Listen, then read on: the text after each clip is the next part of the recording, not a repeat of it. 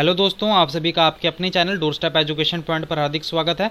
उम्मीद है आप सभी अच्छे होंगे। अगर आपने अभी तक इस चैनल को सब्सक्राइब नहीं किया तो इसे अभी सब्सक्राइब करें। आने वाले वीडियो को मिस ना करने के लिए बेल आइकॉन दबाएं। तो आज जो हम चैप्टर करने वाले हैं वो है चैप्टर नंबर 2, 7th क्लास की NCERT से पॉलिटिकल लेसन है। इसका नाम है role of the government in health, की जो सरकार की भूमिका होती है स्वास्थ्य सेवाओं में वो क्या होती है। तो मेनली हम डेमोक्रेसी में हम क्या देखते हैं कि जो भी लोकतांत्रिक सरकार होती है उसमें जो लोग होते हैं वो सरकार से क्या एक्सपेक्ट करते हैं कि वो जो सरकारें वहाँ पर काम कर रही हैं वो लोगों की भलाई के लिए काम करें, लोक कल्याण के लिए काम करें। अब ये लोक कल्याण वाले काम कौन कौन से हो सकते हैं, जैसे कि उनको जो शिक्षा है, एजुकेशन है, एजुकेशन की अच्छी सुविधा दे, और जो भी हेल्थ फैसिलिटीज़ हैं, है ना, जो भी हमारे हेल्थ से जुड़े जैसे कि हॉस्पिटल्स हो गए, मेडिसिन डिस्पेंसरीज की, इन सभी की जो सुविधाएं हैं वो सरकार अच्छे ढंग से हमें प्रोवाइड करवाए। और जो एम्प्लॉयमेंट है, ठीक है, एम्प्लॉयमेंट की हमें रोज़गार दे सरकार, काम दे, जॉब दे, जिससे कि हम अच्छे से इनकम कमा पाएँ और अपना जो अपनी ज़िंदगी है वो चला पाएँ। और हाउसिंग फैसिलिटीज़ की हमें घर दे रहने को, जिसके पास घर नहीं है, जो भी नहीं कुछ कर सकता, तो उसको सरकार सक्षम बनाए, उसको एम्पावर करे कि आप उनको इतना सक्षम बनाए कि वो कोई भी काम कर सकें और अपनी जो जीविका है वो कमा सकें। डेवलपमेंट ऑफ रोड्स, सड़कों का विकास, बिजली का विकास, ये सारी बातें हैं। तो ये सभी सरकार का मेन काम होता है और जो लोग होते हैं वो सरकार से ही एक्सपेक्ट करते हैं। तो इस चैप्टर में हम इन्हीं सारी चीज़ों का डिस्कस करेंगे कि सरकार कैसे क्या कुछ करती है, हेल्थ फैसिलिटीज़ हैं वो कैसे प्रोवाइड करवाती है, और जो कंडीशन चल रही हैं आजकल वो कैसी हैं। तो इनके बारे में जितनी भी प्रॉब्लम्स हैं, जितनी भी सरकार की कमियां हैं, इन सभी के बारे में हम डिस्कस करेंगे। तो चलिए शुरू करते हैं अपने चैप्टर से। तो सबसे पहले ये जो हमारा चैप्टर है वो हेल्थ से शुरू होता है, स्वास्थ्य से, कि सरकार का रोल क्या है स्वास्थ्य सेवाओं में। तो जो स्वास्थ्य होता है उसकी सबसे पहले हम डेफिनेशन देखेंगे कि ये स्वास्थ्य होता क्या है, कि स्वस्थ व्यक्ति हम किसे कह सकते हैं। तो स्वस्थ व्यक्ति वो है ability to remain free of illness and injuries, की किसी भी व्यक्ति को अगर उसे कोई भी बीमारी नहीं है, उसे कोई भी रोग नहीं है, तो वो क्या है, वो स्वस्थ व्यक्ति है। But health is not only about diseases. क्यों इन्होंने क्या कहा है कि क्या सिर्फ जो हेल्थ है वो स्वास्थ्य है, क्या सिर्फ बीमारियों से ही संबंधित है, ऐसा नहीं है। तो अभी हम इसको देखेंगे कि you may have associated only some of the situation in the above collage and with health. What we often ignore is the fact that each of the above situation is related to health. Apart from diseases, we need to think of other factors that affect our health. For example, if people get clean drinking water or a pollution-free environment, they are likely to be healthy. On the other hand, if people do not get adequate food to eat or have to live in a cramped condition, they will prone to illness. तो इन्होंने इसमें क्या कहा है, इन्होंने mainly यहाँ पर ऊपर वाली बातें कही हुई हैं कि आपको यहाँ पर क्या दिखाई दे रहा है, यहाँ पर एक महिला ने मटकी उठाई हुई है। तो क्या ये जो पानी लेकर जा रही हैं क्या वो साफ़ है, क्या वो जो भी पानी पिएंगे, यहाँ पर आपको कुछ फ्रूट्स दिख रहे हैं, यहाँ पर आपको कुछ बस्तियाँ दिख रही हैं, ठीक है, तो क्या ये बस्तियाँ हेल्थी रहने के लिए सूटेबल हैं। मेन उन्होंने यही बात कही है कि अगर कोई पर्सन को, जब भी हम किसी भी हेल्थ स्वास्थ्य के बारे में बात करते हैं तो हम ये सोचते हैं कि जो भी पर्सन है वो अगर उसको बीमारी नहीं है तो वो स्वस्थ है। पर अगर वो ड्रिंकिंग जो वाटर है उसे, अगर वो पानी साफ़ नहीं मिल रहा, अगर उसे कोई गंदा पानी पीने को मिल रहा है तो वो क्या होगा, वो बीमारी तो हो जाएगा। अगर उसकी जो बस्ती है वो गंदी है तो फिर भी तो वो बीमार हो जाएगा। तो क्या ये इसे नहीं हम उसमें काउंट करेंगे कि वहाँ पर जो उनका एनवायरनमेंट है वो साफ़ ना हो तो वो फिर भी बीमार पड़ जाएंगे। तो हमें क्या चाहिए कि हम active and good spirits in whatever we may be doing, कि जो भी हम काम कर रहे हैं उसको हम अच्छे ढंग से करें, हमारी जो स्पिरिट है वो गुड होनी चाहिए। So it isn't healthy to be dull, inactive, anxious or scared of long stretches of time. We all need to be without mental strain. All of these various aspects of our lives are part of health. कि अगर कोई व्यक्ति है, अगर वो बड़ा ही परेशान है, जब भी हम बात करते हैं हेल्थ सर्विसेज की, किसी भी हेल्थी पर्सन की, तो हमें लगता है कि अच्छा वो अगर फिजिकली फिट है तो वो ठीक है। बट यहाँ पर और भी बहुत सारी बातें होती हैं कि जो पर्सन होते हैं अंदर से भी उनकी बहुत सारी बातें होती हैं, वो अंदर से बहुत ही उदास या दुखी होते हैं, डिप्रेशन में चले जाते हैं। तो कई बार वो भी उनको जो हेल्थ की बहुत ही बुरी हालत कर देती है। तो ये भी हम कह सकते हैं कि सिर्फ हेल्थी पर्सन से इसका मतलब ये नहीं है कि उसको फिजिकली फिट होना चाहिए, उसको मेंटली भी हेल्थी होना चाहिए। अभी हम बात करेंगे किसकी, हेल्थ केयर इन इंडिया। कि भारत में जो हेल्थ केयर सर्विसेज हैं वो कैसी हैं। तो यहाँ पर सबसे पहले हमें यहाँ पर एक कॉलम बना हुआ है, उसके बारे में पढ़ेंगे। India has the largest number of medical college in the world and is among the largest producer of doctors. Approximately more than 30,000 new doctors qualify in every year. इन्होंने क्या कहा है यहाँ पर कि हमारे भारत देश में, जो हमारा भारत देश है, यहाँ पर विश्व के जितने भी देशों से अगर कंपेयर करें तो हमारे भारत देश में दुनिया से सबसे ज़्यादा जो मेडिकल कॉलेज हैं वो भारत में हैं। कितने हैं, कहाँ पर हैं, वो भारत में हैं। और भारत लगभग 30,000 न्यू डॉक्टर कि हर साल यहाँ पर 30,000 नए डॉक्टर यहाँ से निकलते हैं। कहाँ से, भारत से। कि भारत से जो नए डॉक्टर पैदा होते हैं कि वो क्वालिफाई कर जाते हैं डॉक्टर के लिए। तो आप अब समझ पा रहे होंगे कि हमारे भारत में कितने ज़्यादा डॉक्टर्स हैं, कितने ज़्यादा मेडिकल फैसिलिटीज़ हैं। Health care facilities have grown substantially over the years. की जो हेल्थ फैसिलिटीज़ हैं वो बहुत ही ज़्यादा बढ़ी हैं कुछ पिछले सालों में। जैसे कि इन्होंने कहा है कि 1950 में यहाँ पर 2,717 गवर्नमेंट हॉस्पिटल थे। कितने, सिर्फ 2,717 जो गवर्नमेंट हॉस्पिटल हैं, सरकारी अस्पताल हैं, वो सिर्फ कितने थे, 2,717।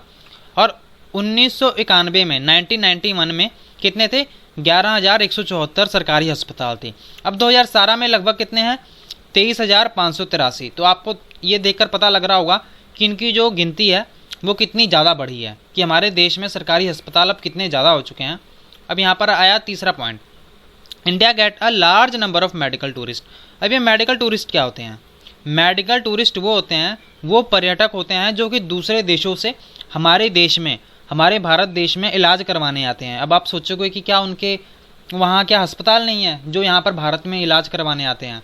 तो ऐसा है कि जैसे कि अफ़गानिस्तान, मालदीव्स या फिर इंडोनेशिया या फिर और कहीं, जैसे कि अमेरिका हो गया, USA, यहाँ से या फिर अफ्रीका से, ऐसे बहुत से लोग हैं जो कि भारत में आते हैं इलाज करवाने। अब वो भारत में क्यों आते हैं, क्योंकि वहाँ पर कुछ कंट्रीज़ हैं जैसे कि अफ़गानिस्तान में, वहाँ पर तो चलो फैसिलिटीज़ नहीं है, और यहाँ पर जब वो भारत में आते हैं, भारत में इलाज करवाने, तो उनको ये जो कॉस्ट देनी पड़ती है, जो भी अपने इलाज करवाने का जो भी कीमत देनी पड़ती है, वो फ़ीस ज़्यादा नहीं देनी पड़ती उनके कंट्री के कंपैरिजन में।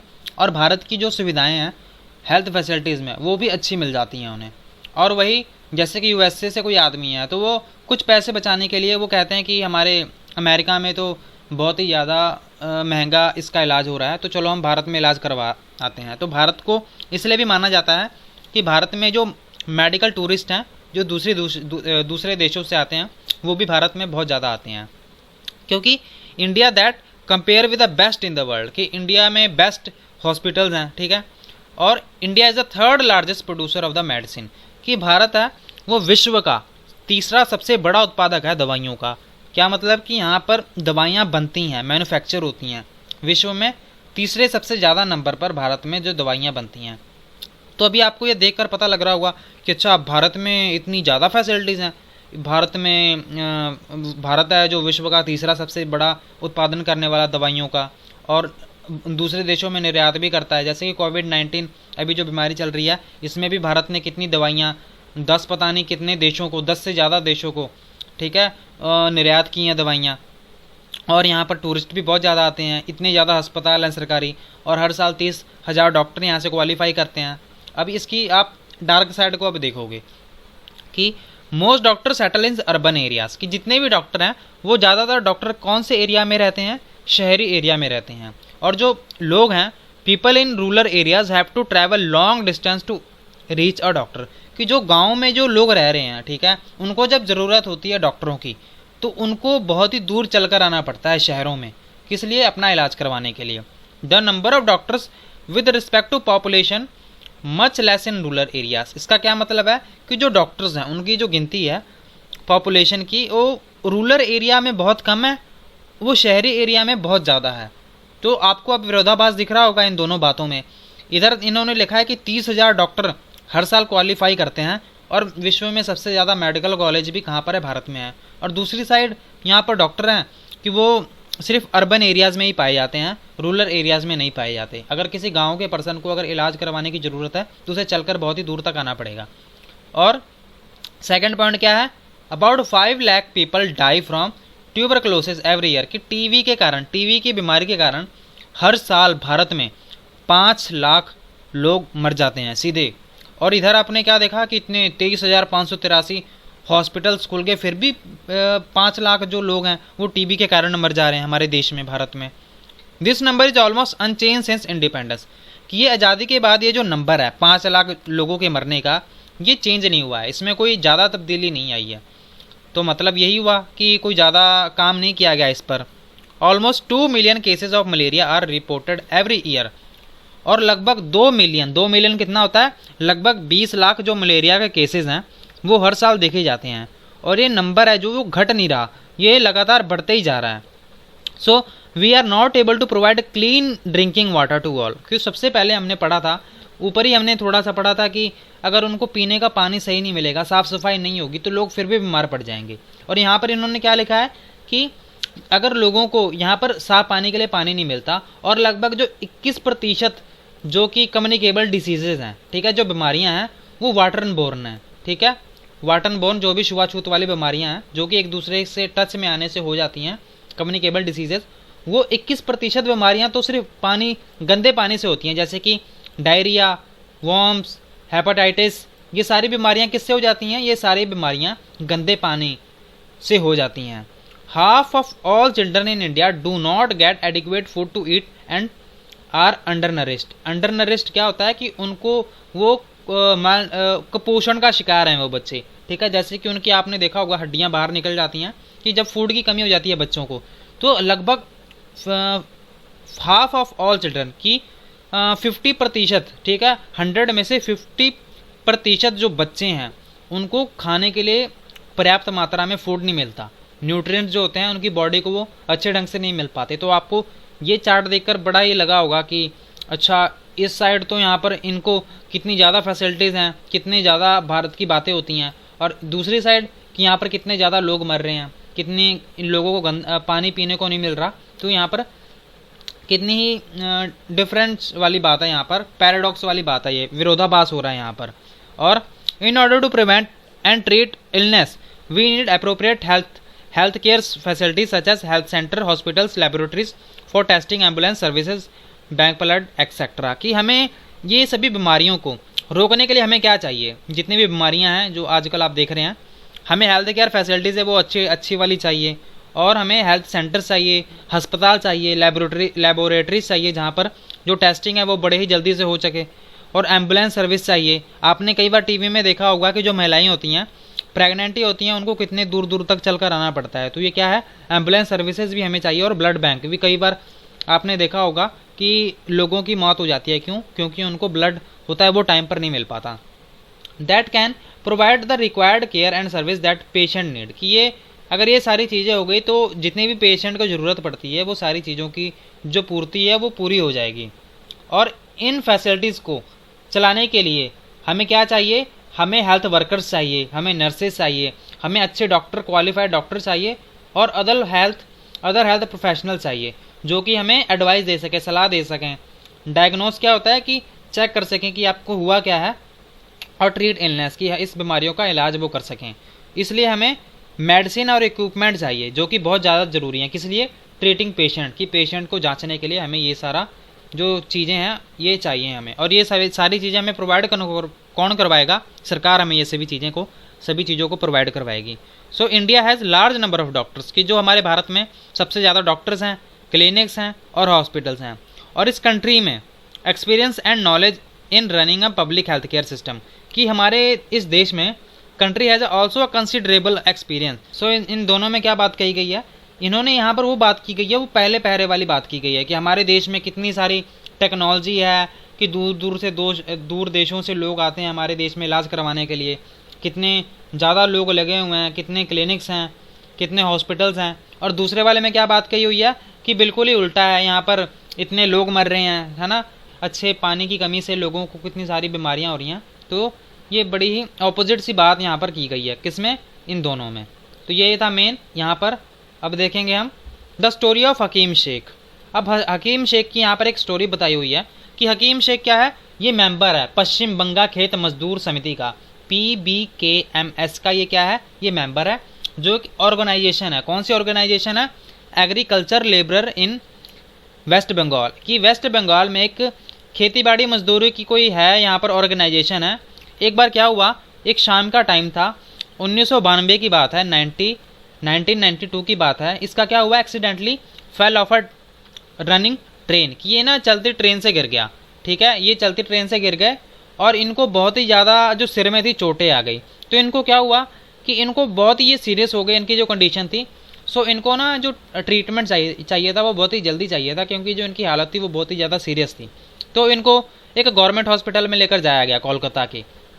पर वहाँ के जो कोलकाता का जो हॉस्पिटल था, उन्होंने उनको वहाँ लेने से मना कर दिया, क्योंकि उन्होंने कहा कि यहाँ पर कोई बेड खाली नहीं है। फिर वो दूसरे हॉस्पिटल में गए तो वहाँ पर भी उन्होंने कहा कि नहीं, यहाँ पर भी we do not have the facilities of specialised doctor necessary for his treatment, कि यहाँ पर आपके इस इलाज के लिए हमारे पास वो डॉक्टर्स नहीं हैं। ठीक है, वो स्पेशल डॉक्टर्स नहीं हैं जो आपका इलाज कर पाएँ। तो 14 घंटे बाद, ठीक है, 14 घंटे के क्रिटिकल स्टेट में, बहुत ही, जब आपको पता होगा कि आप समझ सकते हैं कि किसी पर्सन का एक्सीडेंट हुआ है तो 14 घंटे, जबकि शुरू में ही उनको ट्रीटमेंट देना चाहिए था, फिर भी वो 14 घंटों तक उधर उधर घूमते रहे और वो लगभग 8 अलग अलग अस्पतालों में गए। कौन से 8 अलग अलग सरकारी अस्पतालों में गए, पर उनको किसी ने एडमिट नहीं किया। फाइनली उनको कहाँ जाना पड़ा, एक निजी अस्पताल में, प्राइवेट हॉस्पिटल में। फिर वहाँ पर उनको ट्रीटमेंट मिला और वहाँ पर उनको बहुत सारे पैसे देने पड़े और उनको बड़ा ही गुस्सा आया इन बातों से कि ये क्या है, ये कि मैं इस देश का नागरिक हूँ, सरकार को सारी फैसिलिटीज़ देनी चाहिए और मैं 8 अलग अलग अस्पतालों में गया और मुझे किसी ने एडमिट तक नहीं किया। तो उन्होंने क्या किया, हकीम शेख ने एक केस फाइल कर दिया सरकार के खिलाफ हाई कोर्ट में। ठीक है, कोर्ट में उन्होंने क्या कर दिया, एक मुकदमा दायर कर दिया था यहाँ पर उन्होंने। तो यहाँ पर अभी एक और हम कहानी पढ़ेंगे, the cost of a cure. ठीक है, इलाज की कीमत क्या होती है। यहाँ पर एक अमन एंड रंजन है, वो 2 दोस्त हैं, ये बड़े ही दिनों बाद मिल रहे थे। तो अमन जो था, ठीक है, जो रंजन था वो बड़ी अच्छी फैमिली से बिलोंग करता था और वो जो अमन था, ठीक है, वो थोड़ा सा गरीब बच्चा था, उनको बहुत ही संघर्ष करना पड़ता था अपने 2 वक्त की रोटी के लिए भी। तो वो बड़े दिनों बाद मिले तो उन्होंने कहा, hi Aman, good to see you back. उन्होंने पूछा कि हाँ भी, कितने दिन यहाँ पर तुम दिखे नहीं, इतने दिन कहाँ थे तुम इतने दिन। तो इसने कहा कि मुझे ना वायरल फीवर था तो इसलिए मैं हॉस्पिटल में गया था। तो दूसरे वाले बच्चे ने कहा कि अच्छा, कहा मुझे भी मैं भी बीमार था तो मैं अपने पापा के साथ डॉक्टर के पास गया था और वो हॉस्पिटल था किंग्स वे पर। वो बहुत ही एक्साइटिंग था कि वो कुछ अपनी स्टोरीज शेयर कर रहे हैं एक दूसरे के साथ। तो सबसे पहले जो रंजन था उसने अपनी स्टोरी बतानी शुरू की, जो कि एक अमीर घर से बिलोंग करता था। तो उसने कहा कि जो बिल्डिंग थी वो बहुत ही लुक्ड सो पॉश, कि वो बहुत ही अच्छी बिल्डिंग थी और मुझे लगा कि ये 5 स्टार होटल है। अब आप समझ पा रहे हैं कि वो जो हॉस्पिटल है वो 5 स्टार होटल की तरह उसे लग रहा था, क्योंकि उसको बहुत ही अच्छे से बनाया गया था। वहाँ पर फैसिलिटीज़ बहुत ज़्यादा थी और बाहर से देखने में ही बहुत अच्छा लग रहा था उसे। सो उसके जो डैडी थे उन्होंने कहा कि ये एक प्राइवेट हॉस्पिटल है इसलिए ये इतना अच्छा है, यहाँ पर ये सारी फैसिलिटीज़ हैं। तो यहाँ पर इन्होंने कहा कि जब डैडी वहाँ पर गए, वहाँ पर रिसेप्शन पे, तो हमने सबसे पहले 500 रुपये दिए, किसको, रिसेप्शन काउंटर पर। और हम जब डॉक्टर से पहले मिलने वाले थे तब हमने उसको पैसे दिए और वहाँ पर एक म्यूजिक प्ले चल रहा था, कि वहाँ पर एक बैकग्राउंड म्यूजिक चल रहा था वहाँ पर, और वहाँ पर जो आसपास में सभी शांत था और सभी साफ साफ था। उसके बाद क्या हुआ, उसके बाद डॉक्टर मेरे पास आए, उन्होंने बहुत सारे मेरे टेस्ट किए और सभी जो वहाँ पर उनका जो बिहेवियर था वो बहुत ही अच्छा था, वो मुझे सभी प्यार से बुला रहे थे। वहाँ पर एक लेडी डॉक्टर थी जिन्होंने मेरा ब्लड लिया और मुझे बहुत सारे जोक सुनाए। तो आप अभी समझ पा रहे हैं कि यहाँ पर जो भी यहाँ पर पेशेंट आया है उसको बोर नहीं होने दिया जा रहा, उसकी जितने भी बातें हैं सभी का ख्याल रखा जा रहा है, उसको बातों में इधर उधर उलझा के, ठीक है, जिससे कि उसका जो दर्द है वो फील ना हो। सो इधर मैडम है, यहाँ पर नर्स हैं, इनसे कुछ बातें कर रही हैं। इसके बाद क्या हुआ, आफ्टर द टेस्ट रिजल्ट कम, कि जब टेस्ट रिजल्ट आ गया तो ये क्या हुआ, हम फिर डॉक्टर के पास गए। उसने वो रिपोर्ट देखी और उसने कहा कि हाँ सब कुछ ठीक तो है, बस तुम्हें थोड़ा सा वायरल फीवर है, और उसने कुछ मेडिसिन वगैरह लिख दी और कहा कि तुम रेस्ट करो। और उसने क्या किया, a pink pill should be taken 3 times. उन्होंने कहा कि ये गुलाबी टैबलेट है, तुमने ये 3 टाइम इस टाइम लेनी है, और एक ये वाइट टैबलेट है और ये सोने से पहले लेनी है, ठीक है, और इससे तुम्हारा जो बॉडी का दर्द है वो सही हो जाएगा। और ये एक सिरप है, और ये कहा कि चिंता मत करो तुम ठीक हो जाओगे। तो इसने कहा हाँ ठीक है, थैंक यू डॉक्टर, अब मैं ठीक हूँ थोड़ा सा। तो अब हम एक की तो बात कर ली हमने, अब हम दूसरे केस की बात करेंगे कि यहाँ पर क्या हुआ। So you have see I have been dying to tell you all about it, what about you, which hospital did you go. फिर इसने कहा, जो दूसरा रंजन था उसने दूसरे अमन से पूछा कि मैंने अपनी बात तो बता दी, अब तुम बताओ कि तुम्हारी बात क्या थी। तो इसने कहा कि इसने जो हमारा हॉस्पिटल था वो इतना अच्छा तो नहीं था। तो सबसे पहले मेरे जो अब्बा थे वहाँ पर पहले तो हम जाना भी नहीं चाहते थे, मैं जाना नहीं चाहता था क्योंकि यहाँ पर बहुत टाइम लगने वाला था। क्योंकि यहाँ पर आपको लाइन दिख रही होगी, जो हमने ये चैप्टर, जो जब हमने पॉलिटी की 7th क्लास की पॉलिटी का जो फर्स्ट चैप्टर शुरू किया था तो उसमें भी हमने 2 लाइन्स देखी थी, ठीक है। उसमें भी जो एक कांता थी उसको भी बहुत लंबी लाइन में लगना पड़ा था, ठीक है। किस लिए? क्योंकि उसकी जो बच्ची थी वो बीमार हो गई थी फर्स्ट चैप्टर में। और यहाँ पर आप देख रहे हैं कि ये जो अमन है इसको भी बहुत बड़ी लंबी लाइन में लगना पड़ा। इन्होंने क्या कहा कि and it really did, we went to a big government hospital, कि हम यहाँ पर एक गवर्नमेंट हॉस्पिटल में गए और यहाँ पर जो लाइन थी वो बहुत ही ज़्यादा लंबी थी और मैं बीमार था। सो अब्बा मेरे पास में ही थे। और यहाँ पर आप डॉक्टर देख रहे होंगे, डॉक्टर की सिचुएशन देख रहे हैं कि ये मरीजों से घिरा हुआ है। अभी आप ये सोच रहे होंगे कि ये जो गवर्नमेंट हॉस्पिटल है इनकी हालत बहुत ख़राब है, पर आपको उस डॉक्टर की हालत भी समझ आ रही होगी कि इसके सिर पर इतने सारे पेशेंट हैं तो वो कैसे डील कर पाता होगा उन लोगों को। सो इन्होंने कहा कि जब हमारी टर्न आई तो डॉक्टर ने मुझे देखा and ask for a blood test, कि उन्होंने कहा कि चलो ठीक है ब्लड टेस्ट करवाते हैं। तो हम यहाँ पर एक और लंबी लाइन में खड़े हो गए और यहाँ पर बहुत ज़्यादा भीड़ थी और टेस्टिंग रूम में भी बहुत ज़्यादा भीड़ थी। तो यहाँ पर क्या हुआ, 3 दिन बाद, ठीक है, 3 दिन बाद वो रिज़ल्ट आया और हम फिर से हॉस्पिटल में गए। तो वहाँ पर अब कोई और डॉक्टर था तो उन्होंने कहा कि show me your OPD card and test result quickly please, कि उन्होंने कहा कि चलो ठीक है आप रिजल्ट बताओ जल्दी जल्दी। तो ये जो मैडम बैठी थी, नर्स मैडम, डॉक्टर थे जो भी, इन्होंने कहा कि इससे ना वायरल फीवर है, ज़्यादा चिंता करने वाली बात नहीं है, सिर्फ ये दवाइयाँ लिख दी है मैंने जो कि इसका जो बुखार है वो घटा देंगी। तो इन्होंने फिर यहाँ पर बात चल रही है, लास्ट में इन्होंने अपनी एक दूसरे को स्टोरी बता दी, अमन और रंजन ने। तो यहाँ पर जो रंजन है इसने कहा कि जो मेरा हॉस्पिटल था वो बहुत ही अच्छा था, ठीक है, पर उसने जो मेडिसिन दी वो बहुत ही ज़्यादा दी और जो बिल बनाया वो भी बहुत बड़ा बनाया।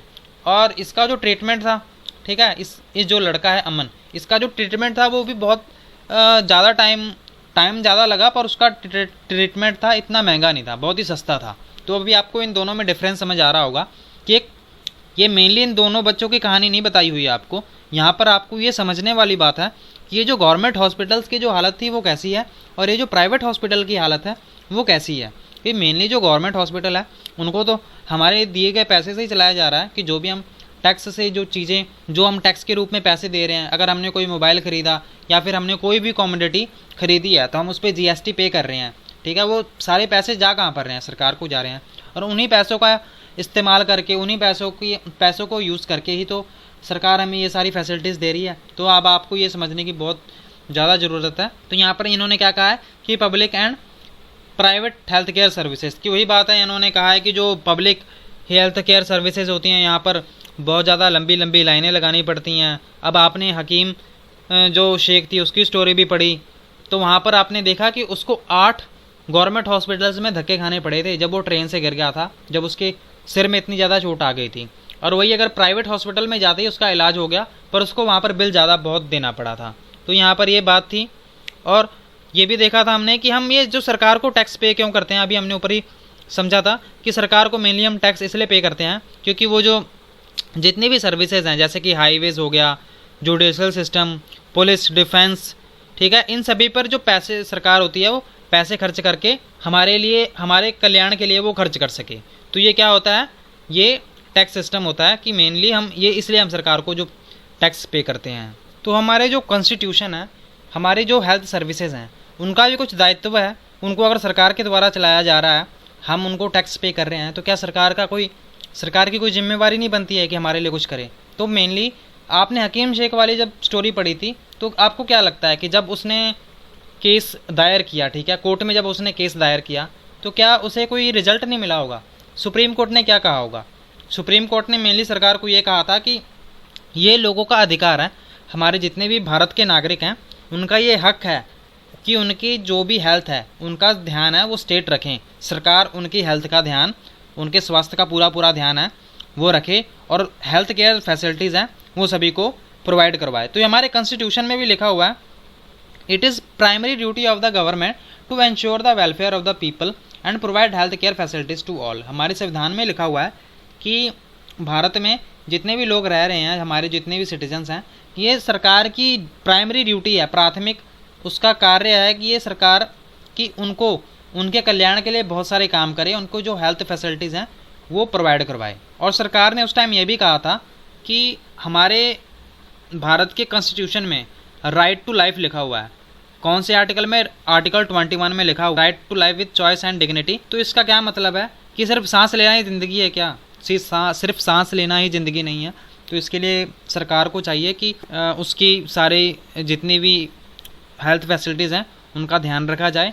और यहाँ पर इन्होंने क्या कहा था कि जो हकीम शेख को फेस करना पड़ा है अपनी जान को जोखिम में डालकर, तो ये बात है, ये अगर ये उल्लंघन हो रहा है इस बात का, तो इसका मतलब है कि जो राइट टू लाइफ है, right it's mean that this protection of life is not being given, कि जो फ्रीडम ऑफ राइट है इसको नहीं कंप्लीट किया जा रहा सरकार के द्वारा। और एक और यहाँ पर इन्होंने आंकड़ा पेश किया हुआ है कि यूनिसेफ के आंकड़ों के अनुसार, सर्वे के अनुसार, हर साल कि जो मिलियन चिल्ड्रंस, ठीक है, कितने, लगभग 10 लाख बच्चे हर साल मर जाते हैं भारत में। कौन सी बीमारियों के कारण? बीमारियों के कारण हर साल बच्चे मर जाते हैं। और यहाँ पर जो हकीम वाला केस हुआ था उसमें सरकार ने कहा था कि ये सरकार की ड्यूटी बनती है कि आप इनकी जो हेल्थ फैसिलिटीज़ हैं लोगों की, उनका आप ध्यान रखें। और हकीम शेख के जितने पैसे लगे थे, ठीक है, प्राइवेट हॉस्पिटल में, उनको कहा गया कि आप इनको वापस करो वो पैसे सरकार को, क्योंकि वो गवर्नमेंट हॉस्पिटल में भी गए थे और उनको वहाँ से वापस भेज दिया गया था।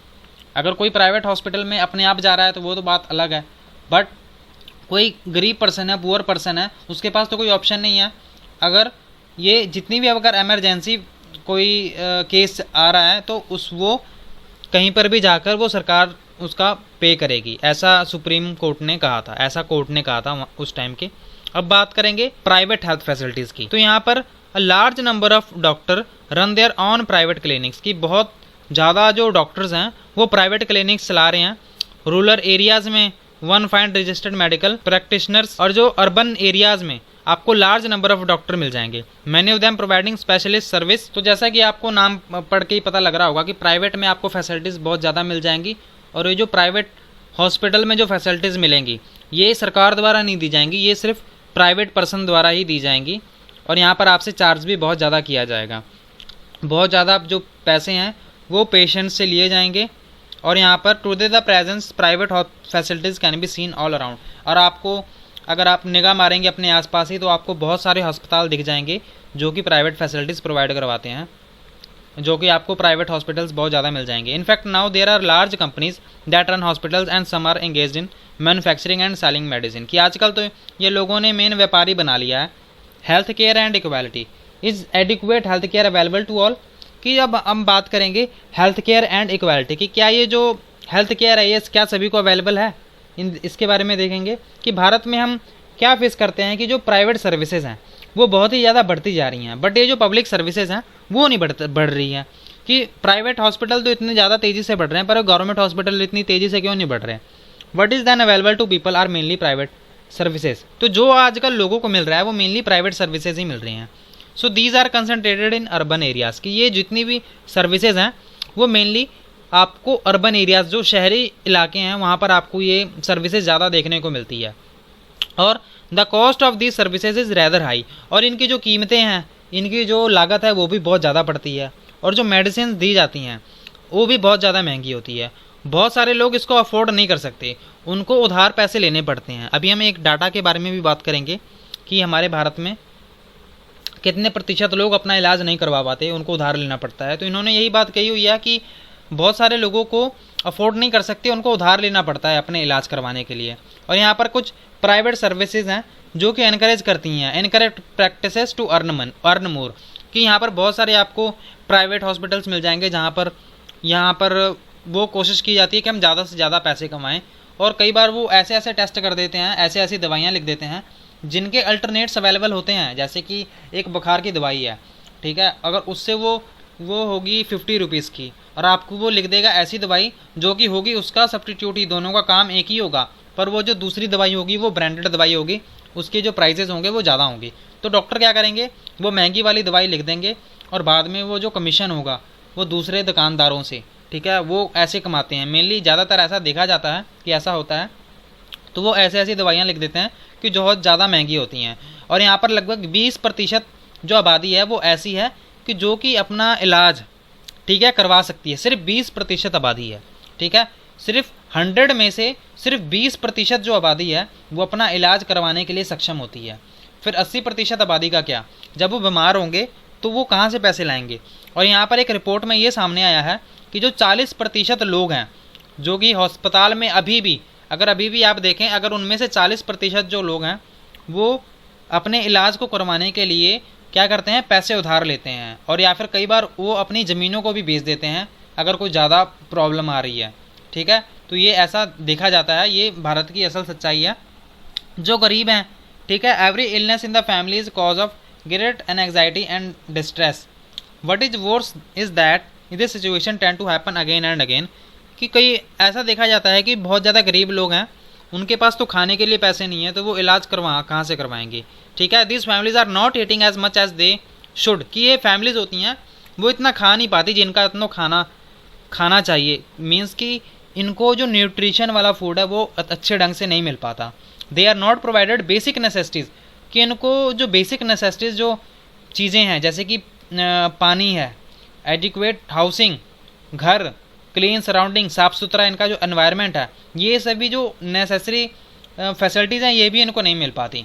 And therefore are more likely to fall ill. इसलिए वो बहुत जल्दी बीमार पड़ जाते हैं और इन बीमारी में उनके सारे पैसे खर्च हो जाते हैं और इनकी जो सिचुएशन है वो बहुत ज़्यादा बुरी हो जाती है। Sometime it is not only the lack of money that prevent people from getting proper medical treatment. Women for example are not taken to doctors. कि कई बार ऐसा देखा जाता है कि इसमें भी कुछ डिस्क्रिमिनेटरी बिहेवियर किया जाता है। जैसे कि कई बार घरों में अगर पुरुषों की हालत थोड़ी सी ख़राब हो जाए, अगर वो बीमार पड़ जाएँ तो उनको बहुत ही जल्दी डॉक्टर के पास दिखाया जाता है। अगर वही बात महिलाओं की हो तो कई बार उन पर इतना ज़्यादा ध्यान नहीं दिया जाता। तो वो जो महिलाओं की जो हेल्थ है, ठीक है, उन पर ज़्यादा ध्यान नहीं दिया जाता और उनकी जो हेल्थ फैसिलिटीज़ हैं उन पर इतना ज़्यादा लोग ध्यान नहीं देते। सो मैनी ट्राइबल्स एरियाज़ है फ्यू हेल्थ सेंटर्स। तो कई रूरल एरियाज़ में देखा जाता है कि वहाँ पर रूरल एरियाज़ में जो ये ऐसी सर्विसेज हैं वो नहीं अवेलेबल होती। अगर आप पैसे देने के लिए राज़ी हैं फिर भी आपको रूरल एरियाज़ में आपको ये हेल्थ फैसिलिटीज़ नहीं मिलेंगी। यहाँ पर आपको दिख रहा होगा, the pregnant lady has to travel many kilometres to see a qualified doctor. यहाँ पर एक प्रेग्नेंट लेडी जा रही हैं, वो भी चलकर, कि यहाँ पर जो डॉक्टर होंगे वो बहुत ज़्यादा दूर होंगे, एम्बुलेंस की यहाँ पर कोई सर्विस नहीं है, तो यहाँ पर इनको ऐसे मजबूरी में ऐसे जाना पड़ रहा है। तो ये तो सिर्फ एक पिक्चर थी, ऐसी पता नहीं न जाने भारत में कितनी सारी एग्जाम्पल्स होंगी, कितने लोग ऐसा कर रहे होंगे। वट कैन बी डन, तो और क्या किया जा सकता है। There is little doubt that the health situation of most people in our country is not good. तो ये डाउट है कि हमारे भारत में बहुत सारे लोगों की जो हेल्थ फैसिलिटीज़ हैं वो अच्छे ढंग से नहीं है, उनका जो स्वास्थ्य है वो अच्छा नहीं है। तो ये सरकार का दायित्व है, ये सरकार की जिम्मेदारी है कि उनको क्या करे, provide quality health care services to all citizens. कि सभी सिटीजन्स को क्या करें, वो हेल्थ सर्विसेज प्रोवाइड करवाए, specially the poor and the disadvantages. कि जो गरीब हैं, ठीक है, जिनको सुविधाएं नहीं मिलती, अफोर्ड नहीं कर सकते, उनको सबसे पहले जो सरकार है उसको प्रायोरिटी देनी चाहिए, पहल देनी चाहिए उन लोगों को। तो सरकार को इस पर ध्यान देना चाहिए मेन। अभी हम एक एग्जांपल देखेंगे इससे रिलेटेड ही, कि यहाँ पर एक इन्होंने एग्जांपल लिया हुआ है केरला का, ठीक है, केरला एक्सपीरियंसेस। कि 1996 में क्या हुआ था, 1996 में केरला गवर्नमेंट ने, जो केरल की जो सरकार है, उसने कुछ चेंजेस लाए, अपने बदलाव लाए अपने राज्य में। उन्होंने क्या कहा, उन्होंने कहा कि जो 40% है, जो 40% जो बजट है वो किसको दिया जाएगा, जो बजट के जो पैसे हैं वो पंचायत को दिए जाएंगे। They could plan and provide for their requirement. कि वो क्या कर सकते हैं, जो पंचायत होंगी वो जितनी भी उनको ज़रूरत है हेल्थ फैसिलिटीज़ में या फिर एजुकेशन वाले सेक्टर में, water, food, women's development and education, कि वो क्या कर सकते हैं, उनके लिए प्लानिंग कर सकते हैं। दिस मीन दैट कि जो वाटर स्कीम्स होंगी उनको बार बार भी बड़े ध्यान से सारी बातों का ध्यान रखा जाए और लोगों को प्रॉपर फैसिलिटीज़ हैं वो प्रोवाइड करवाई जाएँ। तो इससे क्या हुआ, इससे health centres were also improved. कि इससे जो हेल्थ सेंटर्स हैं वो इम्प्रूव होंगे और all of this help to improve the situation. और इसका इनको रिजल्ट भी मिला। इससे क्या हुआ कि इससे केरला की जो स्टेट थी वहाँ पर बहुत सारे लोगों की जो हेल्थ फैसिलिटीज़ थी वो इम्प्रूव होनी शुरू हो गई। लोग, अगर आप वहाँ पर देखेंगे तो केरला की जो लिटरेसी रेट है, पूरे भारत में सबसे ज़्यादा लिटरेसी रेट केरला का ही है। Despite this effort, however, some of the problem such as shortage of medicine, insufficient hospital beds, not enough doctors remained and this needed to be address. कि इन्होंने कहा कि अभी भी चलो कि ये सारी कमियों को पूरा तो नहीं किया गया है, पर फिर भी सरकार को और भी बड़े ध्यान से इन सभी स्कीमों को लागू करवाना चाहिए और जितनी भी कमियां हैं उनको सरकार को देखना चाहिए। अब यहाँ पर एक और, यहाँ पर आपको एग्जाम्पल देखने को मिलेगी, द कोस्टा अप्रोच। कोस्टा एक देश है, इसकी यहाँ पर बात की गई है कि ये विश्व की, सेंट्रल अमेरिका की सबसे हेल्थीएस्ट कंट्री है। क्यों? क्योंकि यहाँ पर ये कोस्टा जो है, इन्होंने क्या डिसाइड किया था कि हमारे देश में कोई भी आर्मी नहीं होगी।